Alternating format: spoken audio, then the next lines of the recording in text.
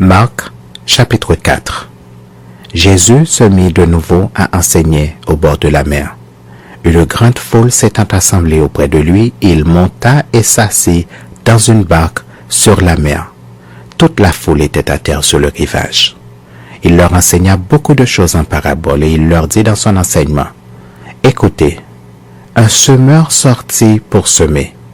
Comme il semait, une partie de la semence tomba le long du chemin.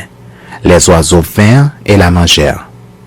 Une autre partie tomba dans un endroit pierreux où elle n'avait pas beaucoup de terre. Elle leva aussitôt parce qu'elle ne trouva pas un sol profond. Mais quand le soleil parut, elle fut brûlée et sécha, faute de racines. Une autre partie tomba parmi les épines. Les épines montèrent et l'étouffèrent, et elle ne donna point de fruits. Une autre partie tomba dans la bonne terre.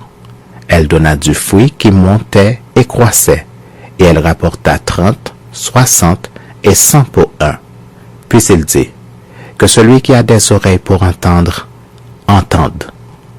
Lorsqu'il fut en particulier, ceux qui l'entourèrent avec les 12 l'interrogèrent sur les paraboles. Il leur dit, c'est à vous qu'a été donné le mystère du royaume de Dieu.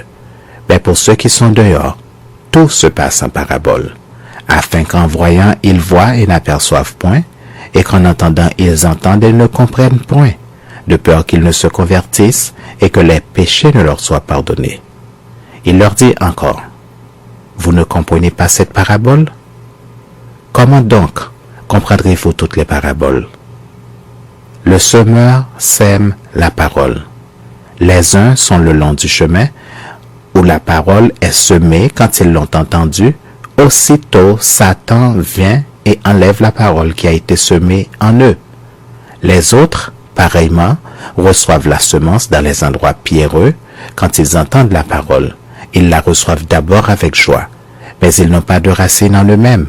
Ils manquent de persistance et dès que survient une tribulation ou une persécution à cause de la parole, ils y trouvent une occasion de chute.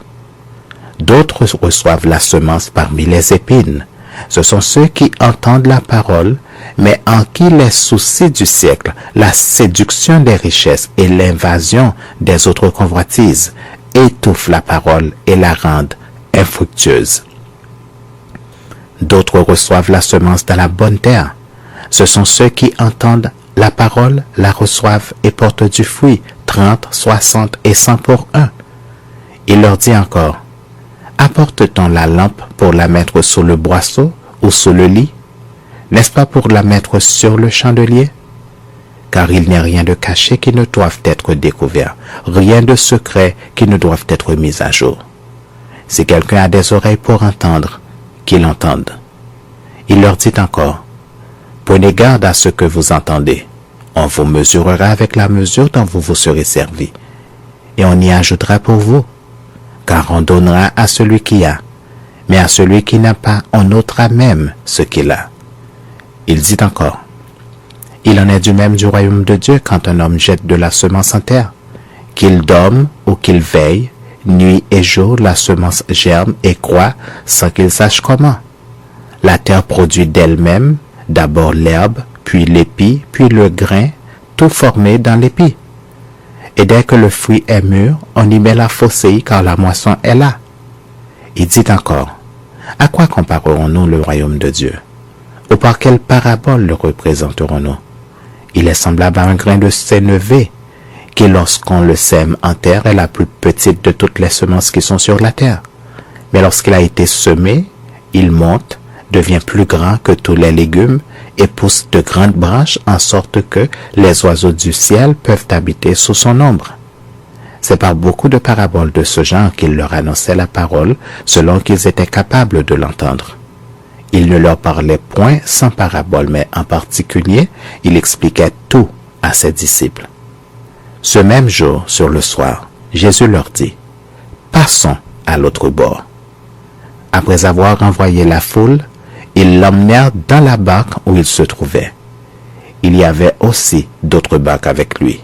Il s'éleva un grand tourbillon et les flots se jetaient dans la barque au point qu'elle se remplissait déjà.